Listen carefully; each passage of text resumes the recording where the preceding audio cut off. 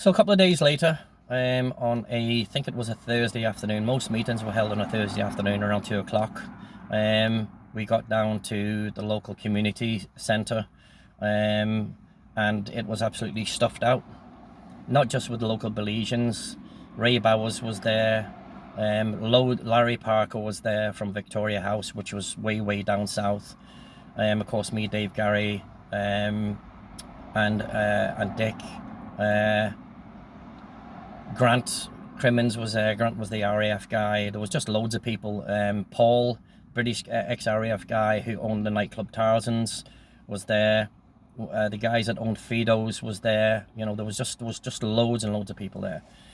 And the subject was the Manta IV. It was the Manta IV.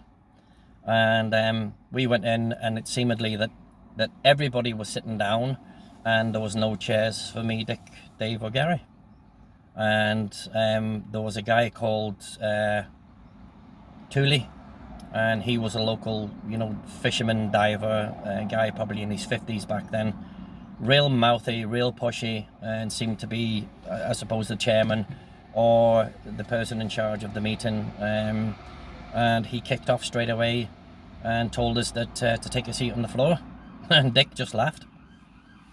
The inspector was there, David was there, he was there to keep order, of course. So Thule had turned around and told us to take a seat. I looked like this, and I was looking for a chair, and I just kind of folded my arms and leaned against the wall. And everybody else had been seated, and Thule says, the meeting doesn't start until you sit down. And Dick says, well, where do you want us to sit? And Thule says, there's plenty of space on the floor. And Dick just laughed at him. And then the inspector chimed in and said, get seats for these guys. So somebody had stepped out, and then there was a couple of seats brought in, and then we sat down, and then the meeting began, and it just descended into uproar basically about the Manta IV stealing divers and taking this from that and this from the other, There was a local girl there, I can't remember her name, to be honest, and she was doing like a minutes of meeting. Now all this would be going into the local newspaper, the San Pedro Sun. It was all done professionally. I have to give them that. So anyway, they were taking minutes of meeting, notes and everything, and Thule kicks off, and his voice started to get angry and angrier about the Manta IV, about the white guys coming down and taking the jobs and all this type of stuff. And we were all gonna at some point have a turn of speaking. Olive was there, obviously. Patojo was there. Gutsy, all Gutsy's family, everybody was there. Everybody that had to do with fishing, diving, snorkeling, and all this type of stuff. And so this was all kicked off. And so everything, all the fingers were pointed at us, pointed at Dave, pointed at Dick, pointed at Gary, pointed at me, pointed at Larry Parker, who was also very successful and very prosperous at Victoria House, which was a big hotel, and Larry had the dive centre down there and shares in the Victoria House. Larry brought lots of people down.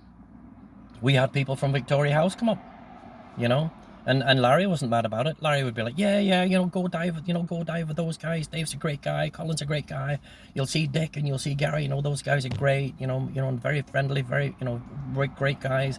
The Manta IV's fantastic, you know what I mean?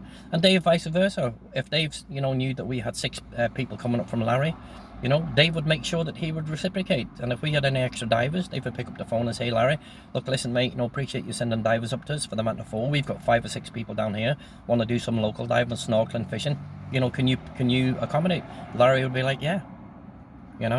So it was hand wash hand. And Dave did the same for the local guys. If we got local guys bringing divers to us, Dave gave them a commission. Dave gave them 15%.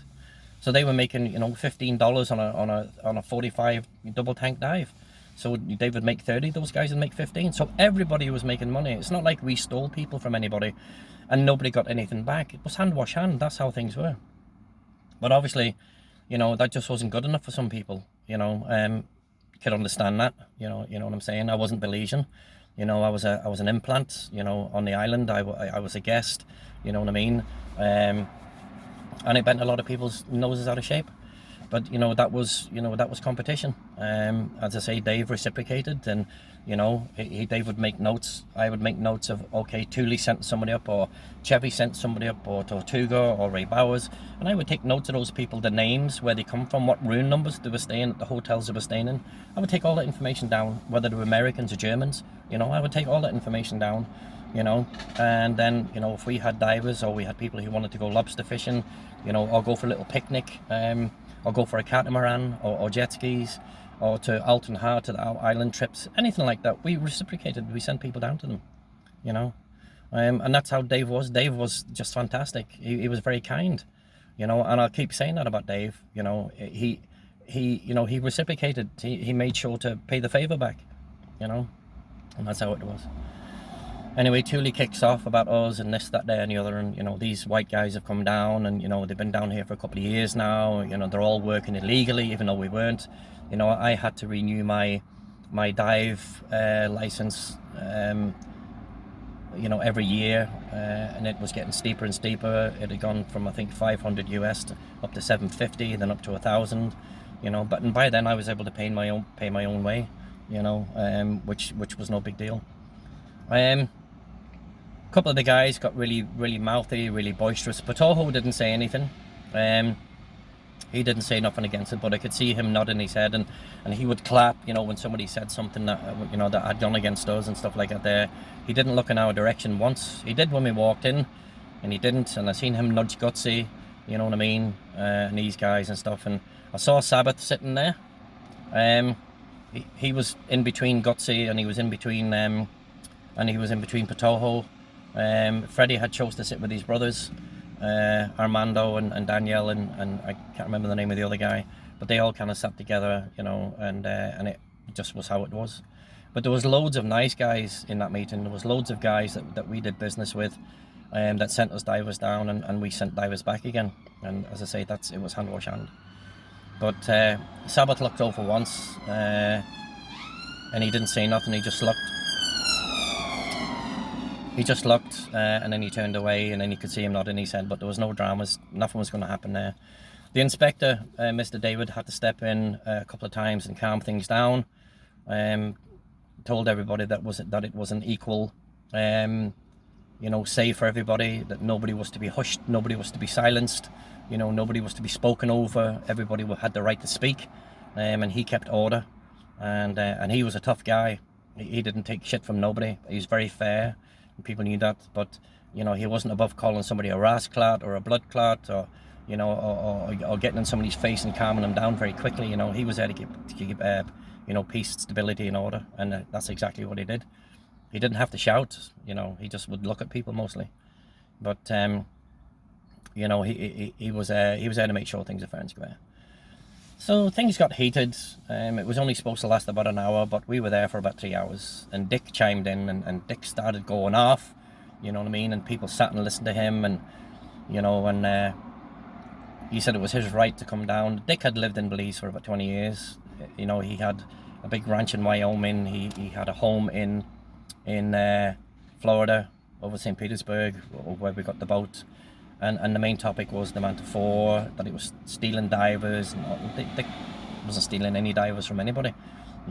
Dick pointed out that we reciprocated. Dick brought a big note that he took all the notes that I had wrote down about the divers and which shops they came from and the names of the divers, and Dick spieled off everything. Says, look, these are the guys that you've sent to us. These are the people that we've sent back to you. He said, so we're not stealing from anybody, we're reciprocating. And kind of that's how it went for about the 3 hours. Nothing was really resolved. There was no handshakes at the end of it. There was no, it was pointless basically. But they just wanted. Everybody was pissed off. Everybody was upset. Everybody was fidgety. Everybody was, coming on an end and everything. And people just wanted to have a bitch and a whine. Fair play. That's what life's all about. The Manta IV wasn't going anywhere.